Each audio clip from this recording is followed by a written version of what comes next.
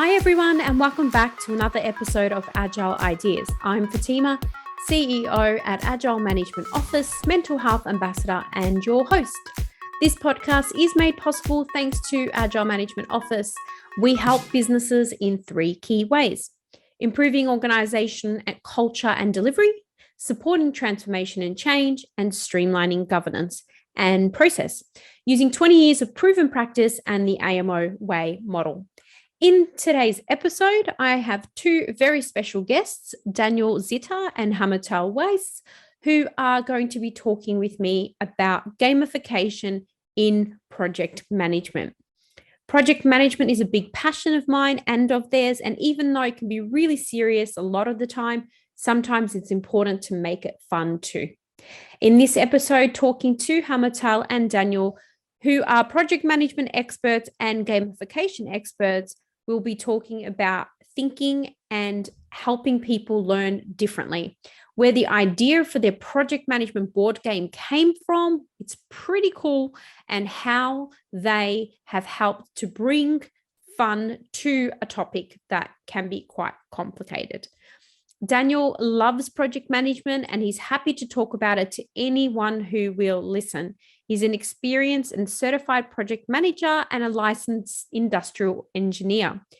He also holds a project management practitioner certification from the Project Management Institute. Hamutal is a firm believer that project managers need to be stringent planners who adhere to strict deadlines and budgets, as well as free-flowing hippies who know how to dance around a problem and have enough flexibility and thought to solve things on the go. Her experience is vast, and she's managed multi-million-dollar IT and product development projects for organizations around the world.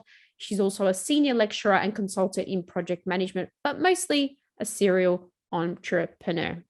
So please join me in welcoming Hamutal and Daniel to the show. Today we have special guests, Hamutal and Daniel. Welcome to the show.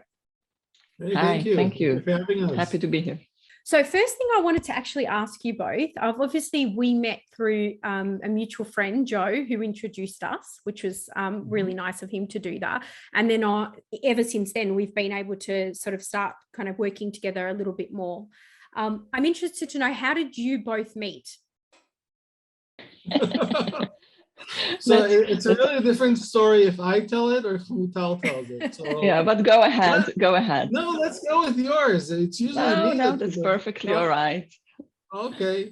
So I always knew that working alone is not an option for me. So I met up with a lot of different people, and I got a call from Hamutal kind of telling me off because she invited me to speak in one of her courses as an expert in implementation of project software. And a day before the course, I got an urgent request from a client saying that I have to be with him in a call with France, whatever. And I sent somebody of my team. And Hamutal was not happy with me. She wasn't happy with the guy I sent. And anyway, so she called to tell me off after this. And I said, I understand, I apologize, but let's meet because I'm kind of leaving right now. And, maybe we can talk about things to do together. So we met up, we had a meeting scheduled for an hour in a coffee shop. We ended up speaking for 3.5 hours.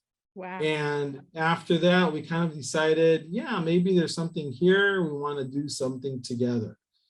So that's kind of how the story started. It was really interesting because we had very similar experiences when we talked. She was telling me about her teaching experiences, and I was telling her about mine. And I told her about some frustrations that I had because I was teaching project management, and people were coming up to me after the course and saying, "Hey, Daniel, it was really great. Thank you so much.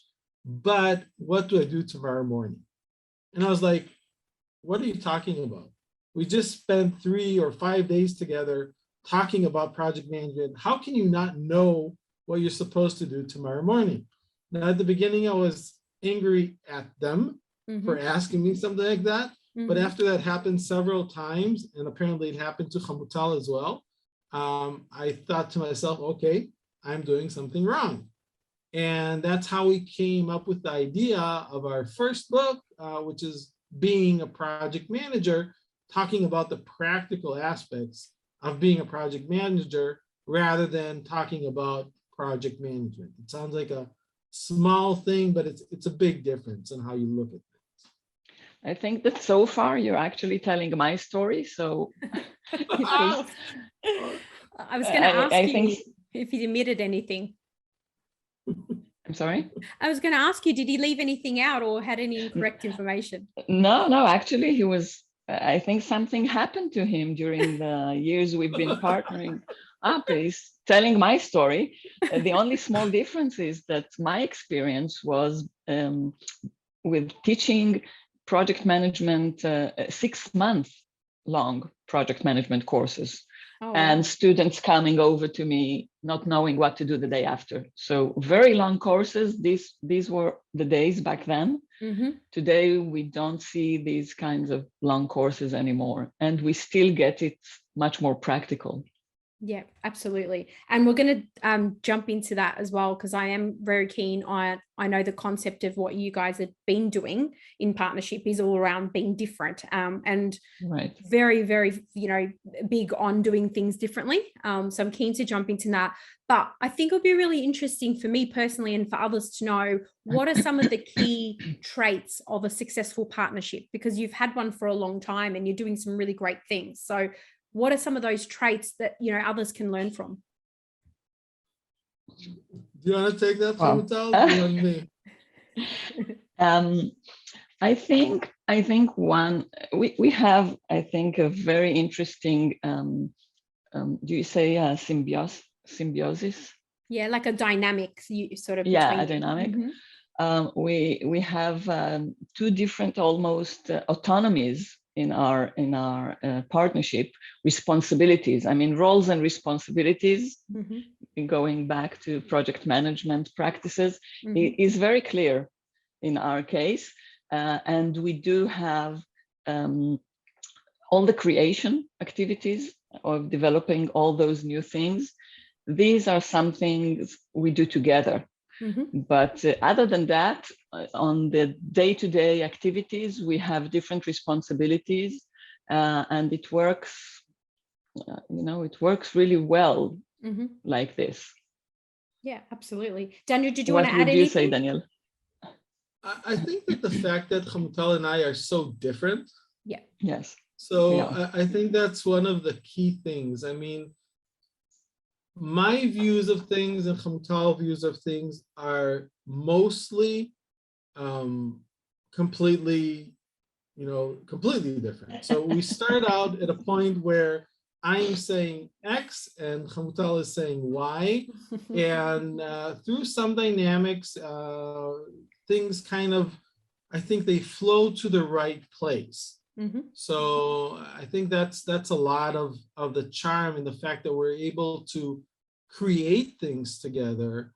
That's what it comes from. We don't think the same. I mean, when we're writing an article with some professors, and I have one opinion, and of course Hamutal will have completely the opposite opinion. And it's something we laugh about because we know, I mean, if she'll say something, she knows that I'm going to be the opposite and vice versa.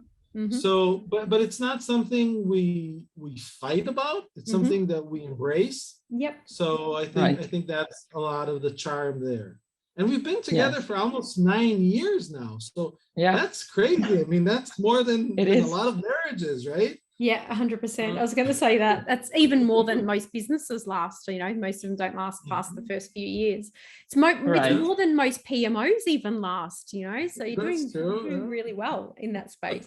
Now, it's really good to learn about that, because it's not really easy in business to try to find partners. I know that we've recently done some partnership work together with the products and services that you're providing, particularly around your board game, which I'm keen to jump into. So I think it's really positive to see that you have differing sort of perspectives on things. And also you pointed out one of the most important things of project management, accountability. You've got clear accountabilities, which is excellent. Right. So I think there's a lot to learn from that. So how did you sort of both of you get into project management? I know that if I look back at Hamutal, your background, you used to be a private investigator. Is that correct? Oh my God, that's going back very, very long time. Yes, I was a private investigator for a short time after my army duty, where I've been a criminal investigator in the army. So it was a direct, continuous, but it was not something I wanted to do. Soon after, I became a programmer because this was a hobby of mine. Going back to being a teenager, I learned how to program. I learned it in school. So I started as a programmer, but then I learned system analysis and I started working in that area. And from that point, it was easy to advance into managing a team and then managing a project. And I've been doing that ever since. So over 20 years that I've been an actual project manager and teaching project management as well. And Daniel, how about yourself? How did you sort of get into project management? Did you fall into it as well, or? So, yeah, you could say I'm an industrial engineer by trade, and I started out working at different Intel plants around the world. And I was immersed. All around me were big projects. And I started out by just being next to really good project managers and program managers. And, started out with different roles around that. And then as a PMO and scheduler, and I kind of grew into my project management role through those. So I spent more than 7 years or 8 years just being a PMO, setting up PMO offices and so on. But then I actually started managing projects on my own, in different places. So that's how I got into it. So you sort of like climbed to sort of the project ladder, if you like, of the different skill set. That's great. Definitely. Yeah. And what are both of your thoughts? I mean, you sometimes debates on whether someone who has a PMO background can, then be project manager versus someone who's a project manager who then could go into a PMO space. Do you have a thought on either way as to whether one can happen or the other? So I actually do, but I think it really depends on both the person and the role, because when you say somebody's a PMO, that could mean so many different things, right? Yep. It could be a PO. People call it a PMO, but it's a project officer, and somebody that's a project officer for 1 or 2 major projects, and he works very closely with the project manager. Many times after a while, he will learn from the best practices of the project managers around him, and he can immerse into the role. Now, a PMO, who is really the office of the PMO in an organization, I think needs more experience from project management. So if you want to become that center of excellence, if you want to be that guru in your organization, I think you have to really understand, and you have to be a project manager before that. Yeah. So, really depending on the role of the PMO, I would say that yes, you could do other way, either way. Yeah, it makes sense. I think you have to be able to empathize with the project manager. So if you've never done a project management job, how could you really empathize? You can sympathize with them, but actually empathize with them makes it a little bit harder. And then, you have to put in all the regulations and the rules and the processes as the PMO. And if you don't really know, the other side of being the project manager, you can make a lot of mistakes. You can do many things that are just not right for the project managers or for the organization. Yeah, absolutely. What are you guys seeing in terms of the educational space that you're doing work in the universities and, running all these courses with students around the world? How do you find their understanding of project management when you first start talking about it to maybe after you've progressed? Because the reason I ask is doing work with the universities, usually students really, really underestimate what project management is, let alone what a project is. So we use basic examples. And I know in your book, you've done that. So how do you sort of see them at the beginning and versus after in terms of their knowledge and how you help them to understand project management?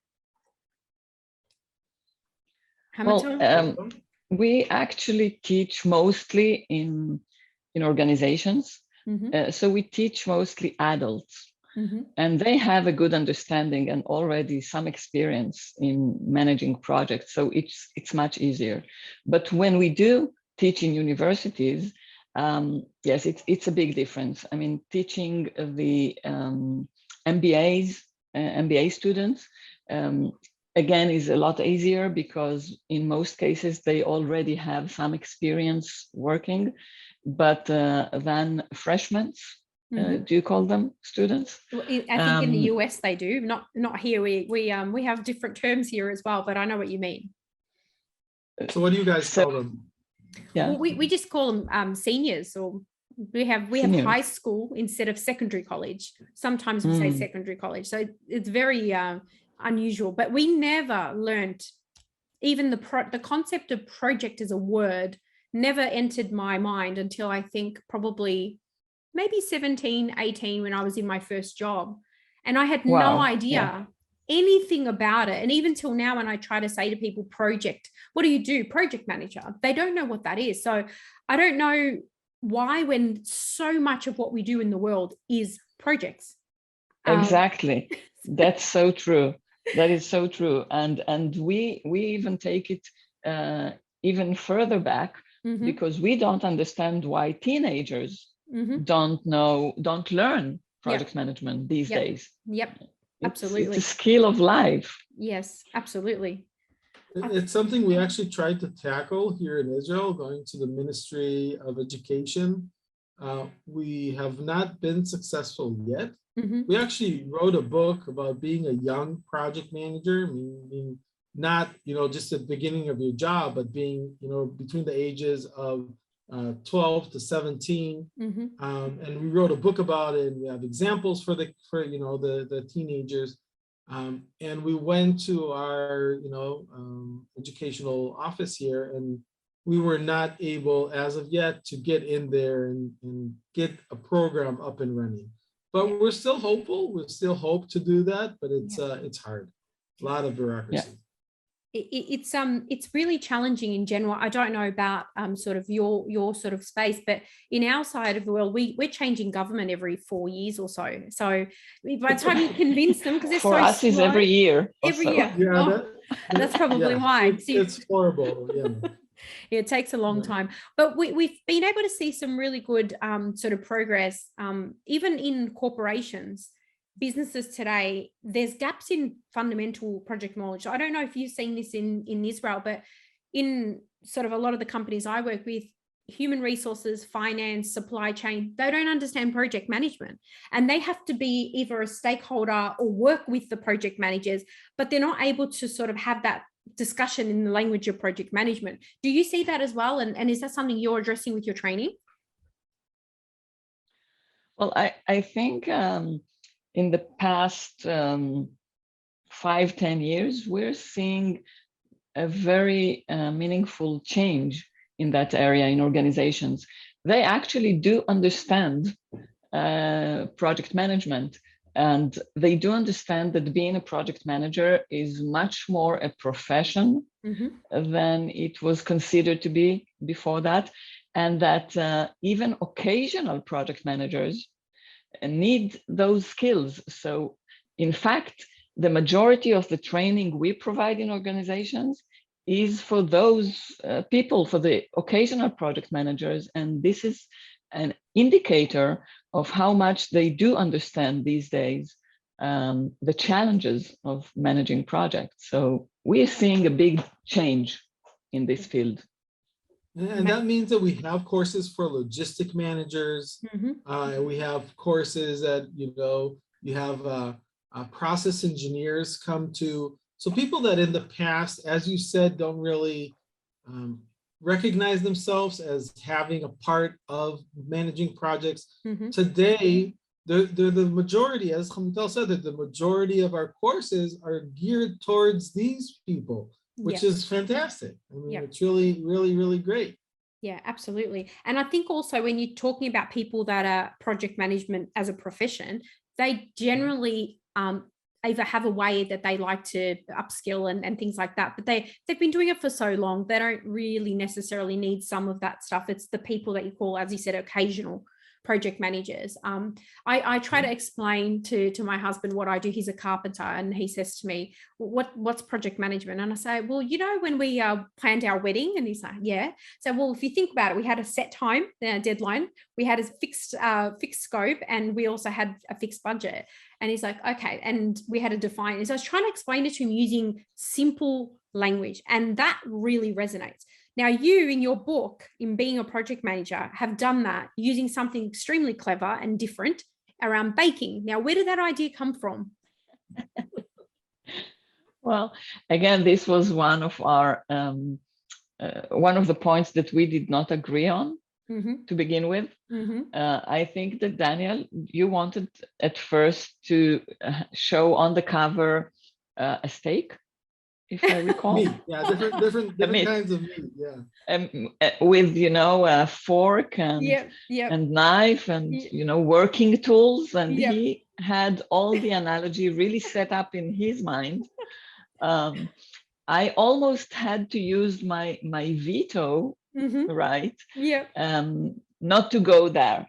But we actually wanted an analogy that was the easiest to relate to, that we can, you know, refer the universal foundations of project management to it, which is planning, controlling, and communication. So it took some back and forth. It was a really creative process until we got that right. And I think we're very happy with the analogy we chose. I think you made the right decision. You might have annoyed a little bit of the vegetarians in the world, maybe. I don't know if they would have... vegetarians, yeah. Exactly. How long did it take you from the idea to actually creating the book end to end? Well, the short answer is 10 months. Wow. Cover to cover. But I think the beginning took quite a while, and the challenge there was to decide what would be the scope of the book, because we knew it had to be the shortest possible professional book. Okay, so it's you know, it's a balance that needs to be figured out. And then the structure of the book, because most books in project management are written according to the project life cycle. Yes. To some sort of project life cycle, but we didn't want to write it the same way. And once we figured out those universal foundations, planning, controlling, and communication, we knew we had a structure. And from that point, going into writing, yes, it's just hard work. It takes time, but I think the success factor of the book was at the beginning. Yeah, absolutely. You had the right predefined. Yeah, but we actually started a step before that. If you remember, Hamutal, we actually talked for quite a while about why we're writing the book and what the goal is, because there's so many project management books out there. Yeah. And we didn't want to be just one of those books. And so we wanted to find what's unique about our book. So we came up with the whole story before we wrote one word in the book. So we knew why we're doing this.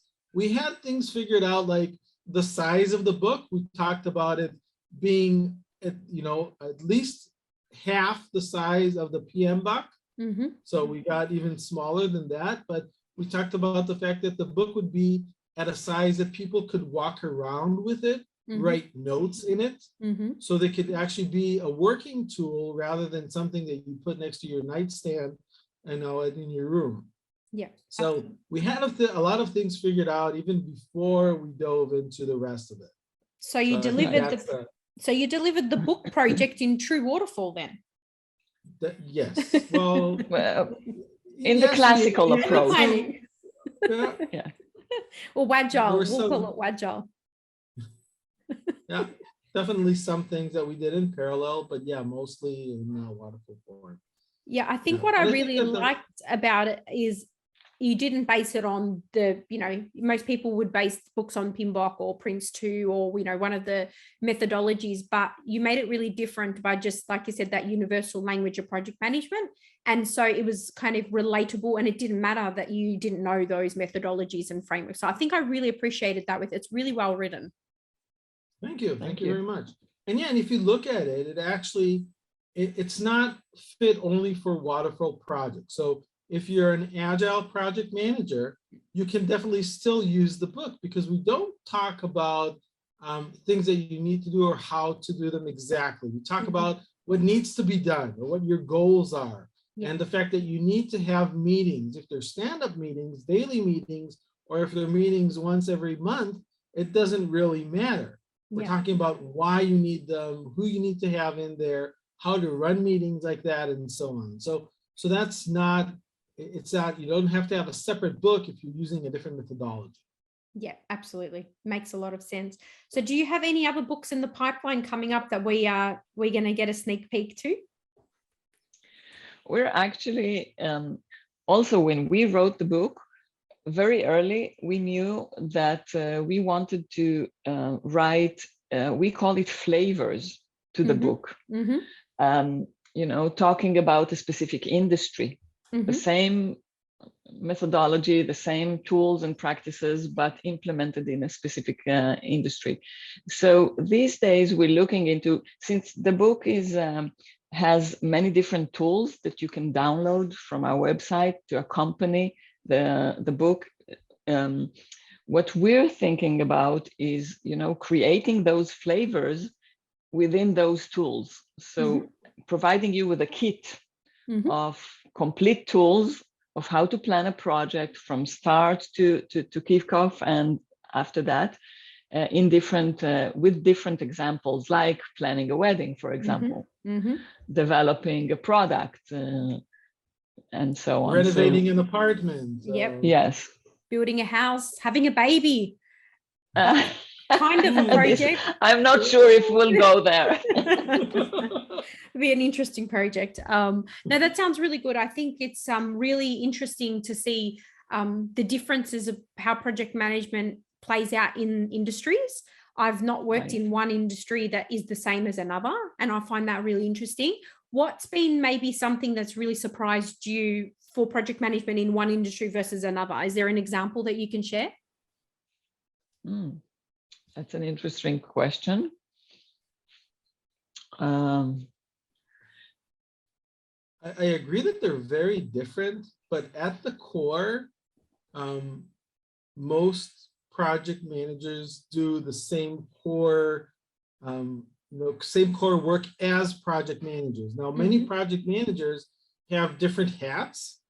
So they're a project manager, but they're also the main system analyst, or, they could have another professional role. They're a civil engineer and they're the project manager. So sometimes they kind of mix up their roles there. But when they're working under the hat of a project manager, they usually do a lot of the same things in general. Yeah. So I can't really think of a different, major differences in the role. I think yes, I was go ahead, Hamutal. No, I was saying I don't have a good example too. I can't figure that out. That's actually not a bad thing, because it goes back to what we just said, that project management is a universal language.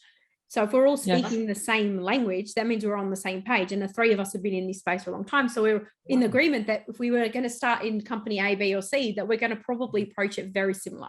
So that's probably if we ask organizations, or if we ask project managers within organizations, they're going to start explaining to us why they are so unique. I mean, every organization I go to start by saying how they're special, and they are special. I mean, they are a little bit different, but the fundamentals of the profession are always the same. They're universal. Right. And that's I hard think to, I never say that to organizations. Nobody likes hearing that they're like others. Yep. But that's the basic truth, I think. Everybody has very similar directions of doing things. Yeah, absolutely. Just maybe different maturity. I think that's the part where it differentiates them. Different Absolutely. maturity. Yeah. And that's probably where I think one of the things I see in some companies is that some of them have sort of really nicely structured capability uplift opportunities for their staff, and others maybe just kind of wait until there's a bit of a challenge and then try to upskill after the fact. So I think some continuous improvement through a number of things, learning through courses, reading books, all those sorts of things sort of collectively would probably be beneficial to help improve that maturity as well. Definitely. And putting together programs for continuous learning and continuous development.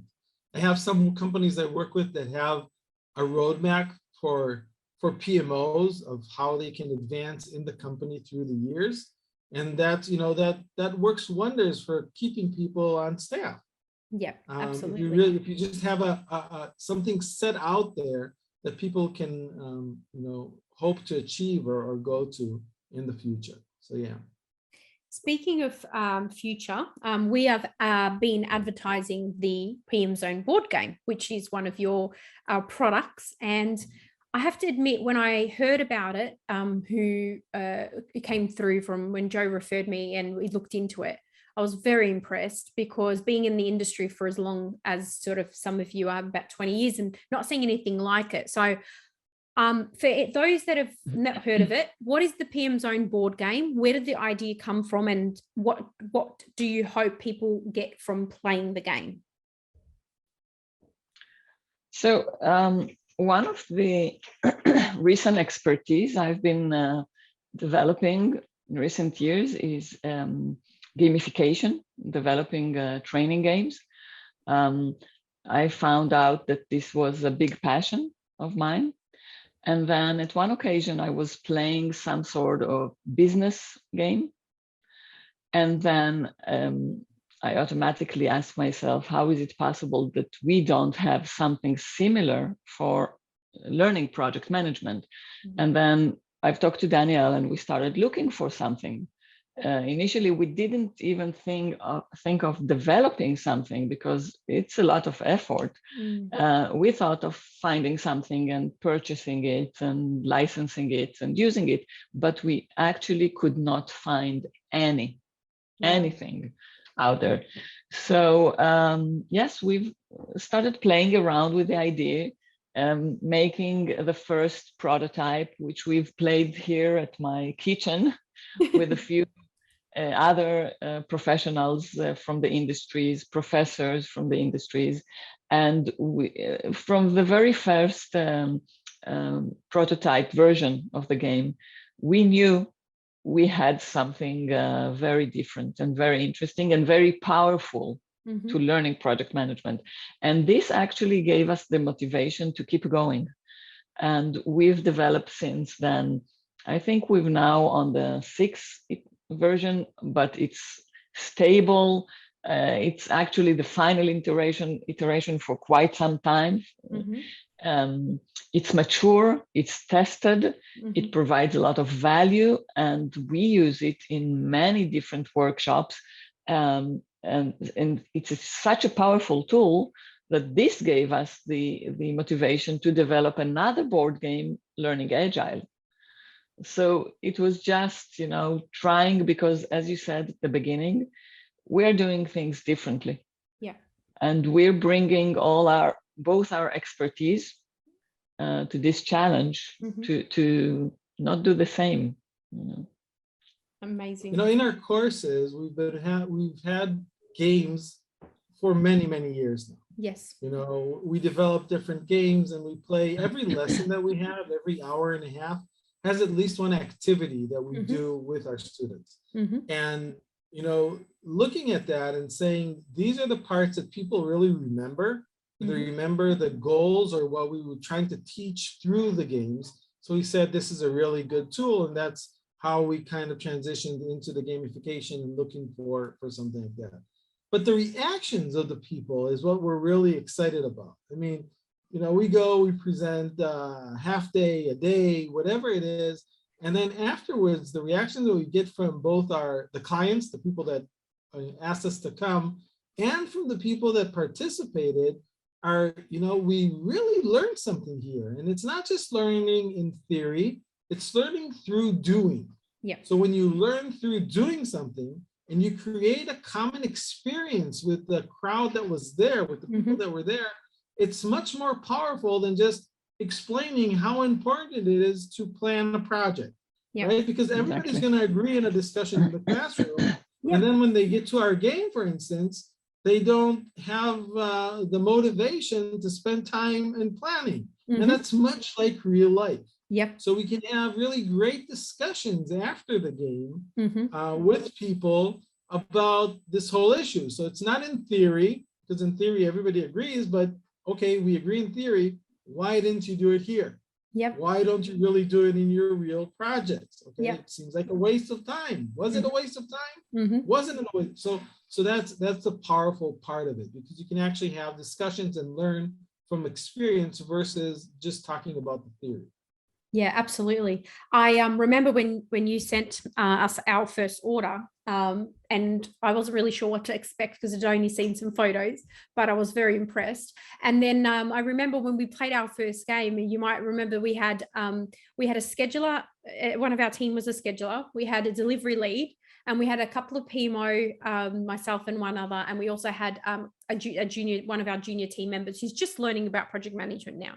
And what was fascinating for us is when you told us at the beginning, in the first 15 minutes, we time boxed it about doing, whatever we needed to do to figure out how we get to the end of the game, which we now know is not a real end. The scheduler created a full work breakdown structure and Gantt chart. The delivery lead had planned out the resourcing and the budgeting and everything. For PMO, we were just focused on the gates and how we were going to pass the gates and how we were going to stop other people from passing us at the gates. And then the junior project, resource that was learning, she was just very confused and asking a lot of questions. But really, the dynamics that was not planned was absolutely fascinating. And obviously that then convinced me that it was the right thing for us to continue working together and bringing this game to more people. So you've done really well with it. And I think it's something that can be used ongoing repetitively. It's not like it's a once off, like, sometimes a book, you just put it on the shelf, but I love the tactical side of it. What's been the most interesting experience you've had, either in a workshop, with feedback from a client, just relating to the game? So Daniel, tell the story about the students, the freshmen, the American graduates. So we were at the Tel Aviv University, and we were playing there with a group of exchange students that came for a year from one of the universities in the States and came to the university here in Tel Aviv, and we presented the game to them. And we started playing, we taught them how to play, and then they started playing. And after about 10 minutes, we see this one table with this one group sitting around the table, and there's only one person playing, the rest are on their phone. And, we go over and we ask them, what's going on? We say, well, we can't play. There's only one project manager that can still play. And we looked at them and, what do you mean you can't play? They said, this guy bought all the cheap resources or all the regular resources. So we don't have any regular resources. We're all stuck, and he's continuing on. Now, this is something that we didn't even think about, okay? Because, one of the things that we discussed further down the road is project management a competition or not? And this guy took it full-blown capitalism kind of way of looking at things. I need to win and I need to own everything. So that's what he did. He kind of got everyone stuck. And you would think that this would be something that would destroy the game, but no, this was a great discussion later to talk about cooperation, competitiveness, and how do you work within an organization on different projects, especially if you're part of the same program, what the dynamic needs to be and so on. So it turned out to be, first of all, we had a great laugh. I mean, Hamutal and I and Professor Holtzman, which we were with at the time, we were sitting back and we were just laughing our heads off. It was really, really great. And then, so that was a really nice experience there.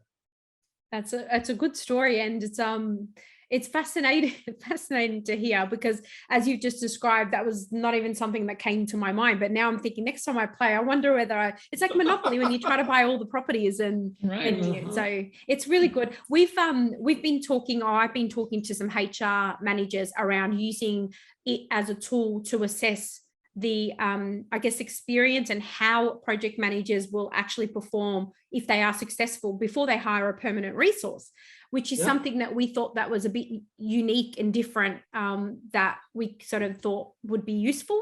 And so having conversations with HR saying, you've got a short list of people, you've narrowed it down, you've got 3 and you can't decide who the best person is. Well, why don't you get them in a room and spend an hour playing the game? And then you can see how they actually work. Will they plan? Will they spend all the money and buy all the resources? And so and you can also bring in some of your current project managers, so they can see if they have a good rapport with these people, because communication is everything, right? And if you need to work with these people, you want to see how they interact with others.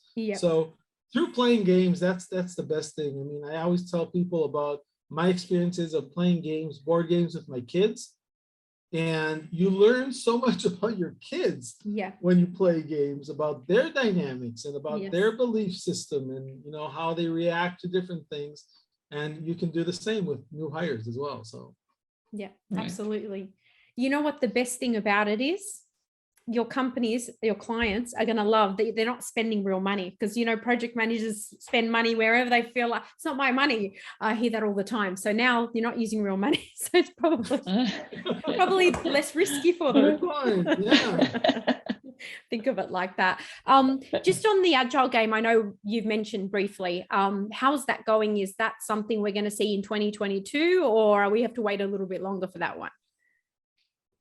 No, I think 2020, it's already out there, but the Agile game, as opposed to the classical game, we are actually developing using the Agile methodology. So, getting out there iterations which are not complete, just to demo the product, to check the value. So I think we're now in a good place that we can start working with workshop using the game, but we do know it still requires a couple of more iterations to get it really mature. But yes, 2022, I think it's very feasible for us. Exciting. I'm looking forward to that one for sure. So we are sort of getting close to time. I just want to ask you a few rapid fire questions. And this could be you could both answer individually. What is something that each of you do that most people would consider strange? Oh my God. What am I doing that most people? This should be a fire question. I'll give you an example. I have this thing with the microwave, so I can't have the microwave on 22 seconds. It has to round off to a perfect number, either 30 seconds or 60 seconds. My husband's like, "What's wrong with you?" So I'm always a bit pedantic on that. So that's one of my weird things. But I don't know. Or about each other. Yes, exactly. This might be easier. Danielle, what is some of the weird things I'm doing? I don't know. What are you doing? I think you're weirdly organized. So when I need an email, if I need an email or something that we've sent, I don't know, 5 years ago, this happened yesterday, okay? So yesterday, I know that I need to find an email that we sent 5 years ago to this Congress. Anyway, I knew that if I could find it in my system, it would probably take me an hour and a half or 2 hours to find it. I call Hamutal up and within, I don't know, 20 seconds, she got there. She's like, yeah, these are conferences in Ireland, and Yes. and she found it. Yes, I So am very, very organized. Very organized. Yes. Weirdly organized. Weirdly, yes, I accept that. It's right. But I cannot think of something weirdly about you. I'll let you simmer on it. If Okay. you think of something before Okay. we wrap up, you can let us know for sure. So are you a morning or an evening person?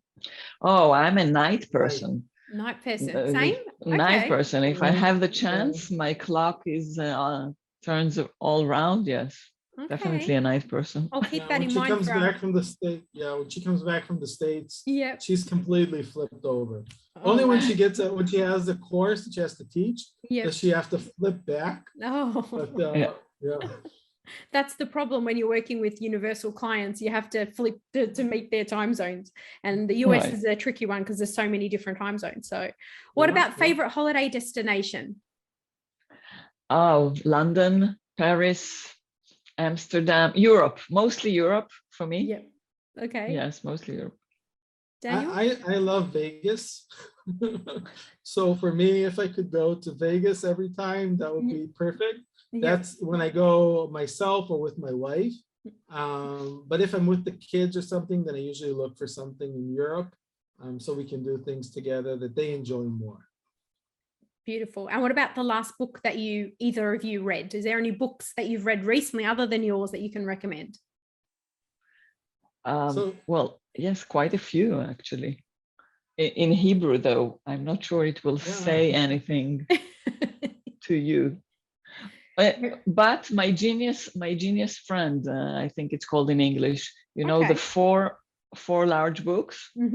It has a series now. It's wow. I'll make a note. I just read this again in Hebrew. You're not going to be able to read it, or most of our listeners are not going to be able to read it. It's called Gorgeous. Okay. And it's a book that a friend of mine wrote, Israel Malichi. So I'm just finishing it up now. So really interesting. It's a novel. It's reading a friend of yours talking about relationships and some X-rated things also in that book. So it was like it's kind of not what you're expecting. Yes. But so that's the last book I've been reading. Amazing. Awesome. So thank you so much, both of you. Before we wrap up, is there anything else that you'd like to share with our listeners, a call to action, a piece of advice, or a question to ponder? I encourage people to really look at what they're doing and trying to think of ways to kind of break the mold and do things differently. I find that brings in a lot of fun. It brings in a lot of creativity out of you, and breaks the monotony of just doing the same thing all the time. So that's something that Hamutal and I always do.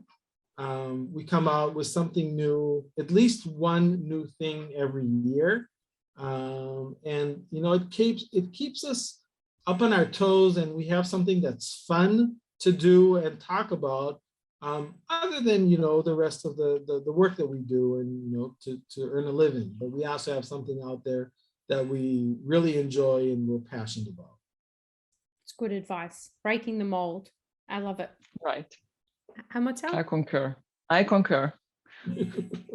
And you've proven that you're doing the things you've been doing, your board game, your book, even the training courses that you're doing. It's not, let's just do whatever's already out there. It's actually doing things differently, which I really love, which is why we're glad to be working with you guys, for sure. And I'm hoping that we'll be able to share more of that love with people as part of the rollout of playing the game and the workshops and things like that, and also a link to the book on our website as well. So I'll make sure we do that as well. But thank you both for your time. I'm sure we're going to catch up again very soon for other things, but it's been really great.